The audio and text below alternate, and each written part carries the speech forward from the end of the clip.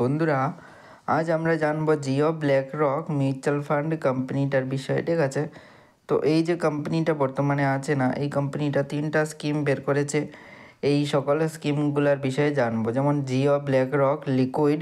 ঠিক আছে, লিকুইড ফান্ডের বিষয়ে যদি বলা হয় তো এটা ডেট লিকুইড মিউচুয়াল ফান্ড, দ্বিতীয়টা হলো ডেট মানি মার্কেট, তৃতীয়টা হলো ডেট ওভারনাইট। ঠিক আছে, তো 3টি মিউচুয়াল ফান্ডই বলতে পারেন লোয়ার স্কিম মিউচুয়াল ফান্ডের মতোই। ঠিক আছে, তো সবার প্রথম যে মিউচুয়াল ফান্ড স্কিমটা আছে এটার যদি বলা হয় তো মিনিমাম ইনভেস্টমেন্ট দেখতে পারেন এখানে 500 টাকা রাখা হয়েছে, 1000 টাকা এনএবির প্রাইস। এবং এটার এক্সপেন্স রেশিওর বিষয়ে যদি বলা হয় তো এখানে দেখতে পারো যে 10 পয়সা এক্সপেন্স রেশিও 100-তে।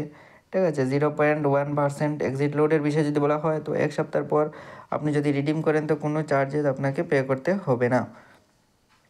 তারপর দ্বিতীয় যে মিউচুয়াল ফান্ড স্কিমটা আছে সেটার বিষয়েও 500 টাকায় এসআইপির অ্যামাউন্ট রাখা হয়েছে মিনিমাম। এবং এক্সপেন্স রেশিওর বিষয়ে যদি বলা হয় তো দেখতে পারো এখানে এক্সপেন্স রেশিও কেমন, 0.15%। ঠিক আছে, এবং এক্সিট লোডের কোনো চার্জ নেই বন্ধুরা। তারপর হলো জিও ব্ল্যাকরক ওভারনাইটের বিষয়ে। তো ওভারনাইটের ক্ষেত্রেও এক্সিট লোডের কোনো চার্জ নেই, 0.07% এটার এক্সপেন্স রেশিওর চার্জ আছে। এবং মিনিমাম এসআইপির অ্যামাউন্ট দেখতে পারেন এখানে কত টাকা, এনএবির প্রাইস তো দেখতেই পারছো। তো বন্ধুরা, এই ভিডিওটা হলো নতুন বিষয় জানার জন্য, কোনো ইনভেস্টমেন্টের উপদেশ নয় বন্ধুরা। ঠিক আছে, তো আজকের জন্য এতটুকুই।